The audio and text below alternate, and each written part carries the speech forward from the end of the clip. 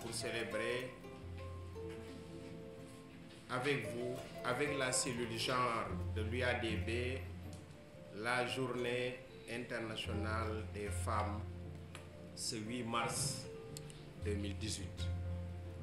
Dites aussi journée de la femme tout court ou bien journée des droits de la femme. Avant d'aborder le sujet à l'ordre du jour, qu'il me soit permis de remercier les organisateurs, les organisatrices de cette cérémonie autour de la coordinatrice de la cellule genre de l'UADB. Je salue également la présence des autorités de l'université à cette cérémonie. Je voudrais aussi vous féliciter pour le choix de vos tenues et vous dire que vous êtes très belles.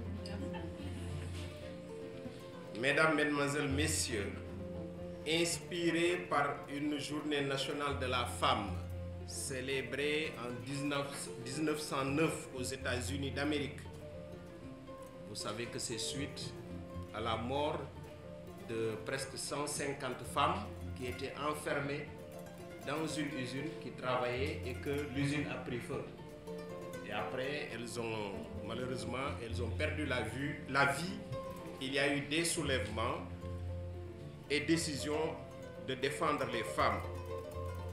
Donc, célébré en 1909 aux États-Unis d'Amérique, l'américaine Clara Zetkin a proposé en 2010 la célébration de la Journée internationale des femmes qui a été fêtée le 19 mars 2011 pour la première fois. En 1914, la date du 8 mars est consacrée pour célébrer cette journée qui est officialisée par l'Organisation des Nations Unies, ONU, en 1977 par une résolution intitulée Journée des Nations Unies pour les droits de la femme et la paix internationale, appelée Journée internationale de la femme. Quand on ajoute la paix, ce n'est pas fortuit. Il faut se rappeler aussi que les femmes russes s'étaient soulevées massivement lors de la guerre, je pense que c'était en 1917, pour dire ça suffit, nous voulons du pain et de la paix.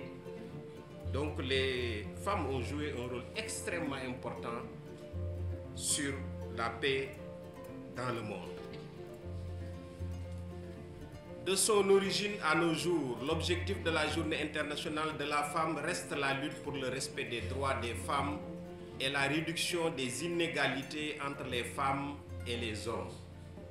De manière générale, tous les thèmes et les manifestations à l'occasion de cette journée internationale s'inscrivent dans cet objectif global qui vise l'égalité des conditions entre le genre féminin et le genre masculin.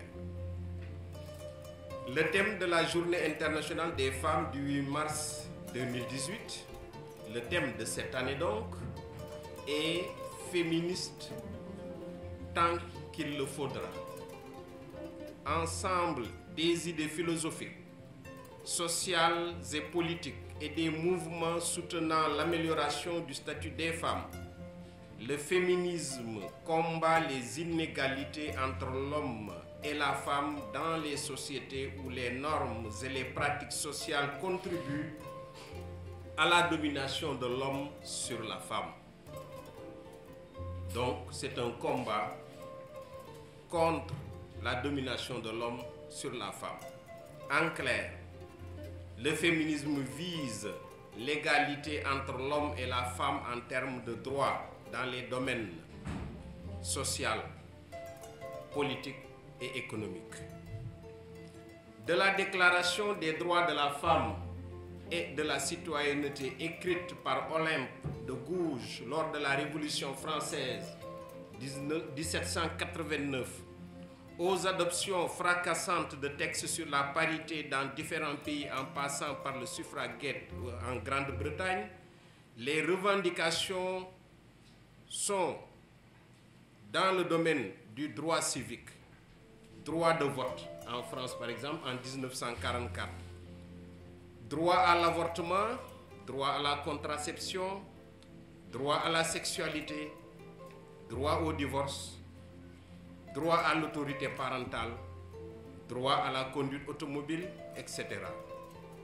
Et la tendance actuelle des revendications est dominée par les luttes contre les discriminations professionnelles, les discriminations politiques et économiques et contre les violences faites aux femmes. Les harcèlements sexuels allongent aujourd'hui la liste des revendications pour le respect du genre féminin. Parmi les textes qui sous-tendent l'application de ces revendications, l'on peut citer la Convention sur l'élimination de toutes les formes de discrimination à l'égard des femmes, adoptée en 1979 par l'Assemblée générale des Nations unies. Il s'agit en fait d'une déclaration internationale des droits des femmes qui rappelle les principes des Nations unies relatifs aux droits fondamentaux de l'homme, l'homme avec H cette fois-ci. Dignité et valeur de la personne humaine et égalité des droits des hommes et des femmes. Cette égalité des conditions entre hommes et femmes figure dans un sens plus global le genre parmi les objectifs de développement durable. Tous ces acquis valorisant le statut de la femme dans la société ont été obtenus notamment par les féministes, qui parfois sont des hommes, parfois des femmes, mais plus de femmes. Ce qui justifie, entre autres, la pertinence du thème tel que posé, féministe tant qu'il le faudra. Mesdames, Mesdemoiselles, Messieurs, en suivant cette analyse des dispositions soutenant le respect du statut de la femme dans la société, vous serez certainement tentés de vous poser la question quant à la situation des droits des femmes au Sénégal. Concernant l'application des droits des femmes au Sénégal, il est important de noter la ratification des textes internationaux relatifs au statut de la femme. Au plan politique, la loi sur la parité en matière électorale place le Sénégal en très bonne place concernant les droits politiques des femmes au niveau national et même au niveau mondial. Au plan social, la protection sociale des femmes travailleuses, le droit de la femme de bénéficier des allocations à la suite du décès du mari et le droit pour la femme mariée de travailler sans le consentement de son mari, la liberté de la femme de voyager sans l'accompagnement ou le suivi de son mari. Voilà autant d'acquis qui couronnent un avancement en matière des droits des femmes au Sénégal. À ces acquis, il s'ajoute la scolarisation des filles qui progresse pas mal au Sénégal. Quand on est dans le contexte du Baol, donc Bambey-Diourbel, j'avais déjà attiré votre attention que la cellule genre de l'UADB doit s'impliquer dans la scolarisation des filles parce que le taux reste encore faible par rapport à la moyenne nationale. Au plan économique, les femmes occupent une importante place dans l'économie du pays où l'accès aux ressources est libre. Au plan professionnel, le principe à diplôme égal, un travail égal est respecté en matière de recrutement où le mérite reste la base des critères de choix. Quand on regarde le plan national toujours, il faut saluer la forte décision du ministre de l'Enseignement supérieur, de la Recherche et de l'Innovation d'avoir proposé à Monsieur le Président de la République une femme pour occuper le poste de recteur. C'est une première au Sénégal. Pour le cas de l'UADB, par exemple, en plus de ce principe d'égalité en matière de recrutement, les avancements, les reclassements et la formation du personnel ne souffrent d'aucune discrimination de genre et se font exclusivement selon le mérite. Avec la nomination du docteur Angéline Gahaba comme directrice de la cellule interne d'assurance qualité, SIAC, du docteur Neifatou Gueye Ngom comme chef du département de médecine à l'UFR Santé Développement Durable, plus de femmes accèdent à l'UADB à des postes de responsabilité. Je signale aussi la promotion de Mme Koumba Diop à la cellule Université Entreprise, CUE, et de Mme Diamboussei nommée assistante pédagogique à l'UFR Satik. Cependant, à côté des acquis notés au Sénégal en matière des droits des femmes, certaines pratiques comme le mariage forcé, le mariage précoce, la violence conjugale, la répudiation, le lévirat, cette pratique qui permet aux petits frères ou aux frères d'hériter de la femme de son défunt frère, c'est le lévirat. Les mutilations génitales féminines restent toujours d'actualité au Sénégal par endroits, notamment dans certaines localités des zones rurales. Autant de sujets qui intéressent les cellules genre, en particulier les cellules genre des universités. Mesdames, Mesdemoiselles, Messieurs, de manière générale, le rôle de la cellule genre de l'UADB est de promouvoir le respect de l'égalité des conditions entre les genres. À ce niveau, il est important de préciser que la cellule genre de l'UADB ne regroupe pas exclusivement des femmes, elle regroupe des femmes et des hommes.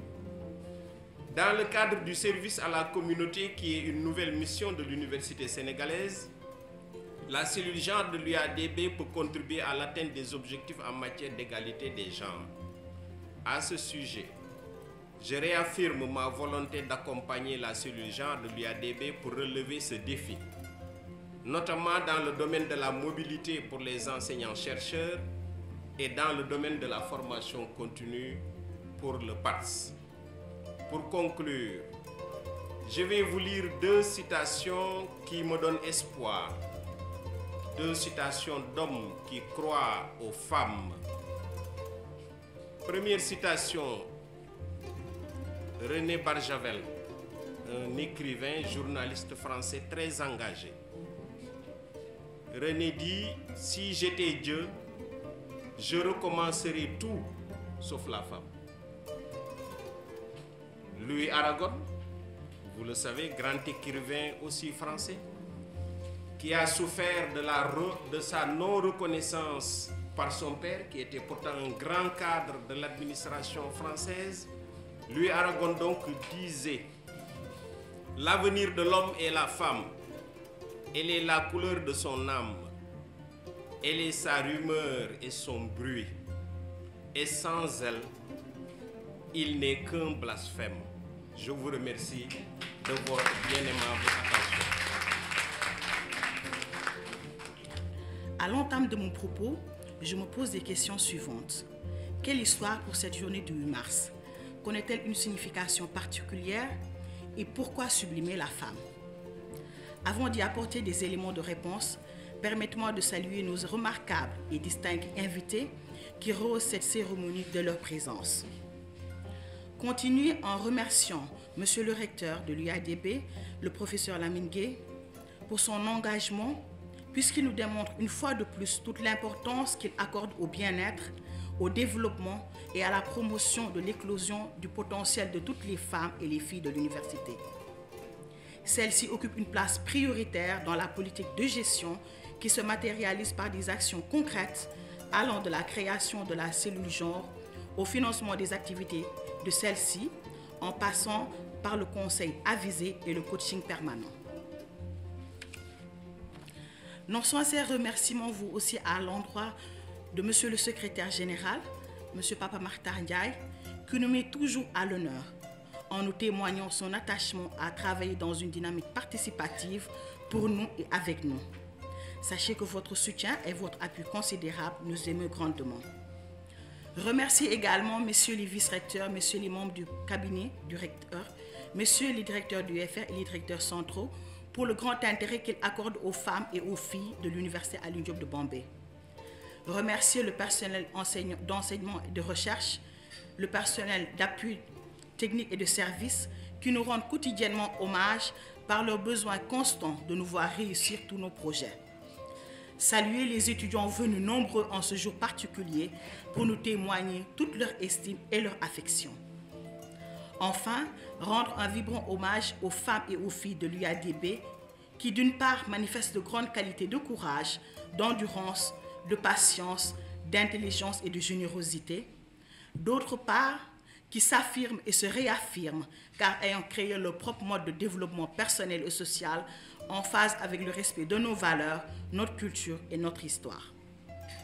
Ainsi, pour répondre aux questions précédemment soulevées, je dirais que l'histoire de cette date remonte à plus d'un siècle, en 1910 à Copenhague, où l'Internationale socialiste des femmes adopte la proposition de faire de ce jour une date singulière, qui revêt donc une signification particulière, car mettant en lumière l'effet extraordinaire de femmes extraordinaires comme celles que nous rencontrons à l'Université Ali Diop de Bombay. Il devient évident donc de les sublimer, car comme le disait René Barjavel, et là je reprends la même citation de Monsieur le recteur, parce que là on a été inspiré par la même personne, si j'étais Dieu, je recommencerais tout sauf la femme. Pour conclure, voilà. Pour conclure, je voudrais, au nom de toutes les filles et les femmes, vous remercier une fois de plus de l'honneur que vous nous faites en répondant présent avec un si grand enthousiasme. Que cette journée soit le symbole durable du lien qui nous unit. Merci.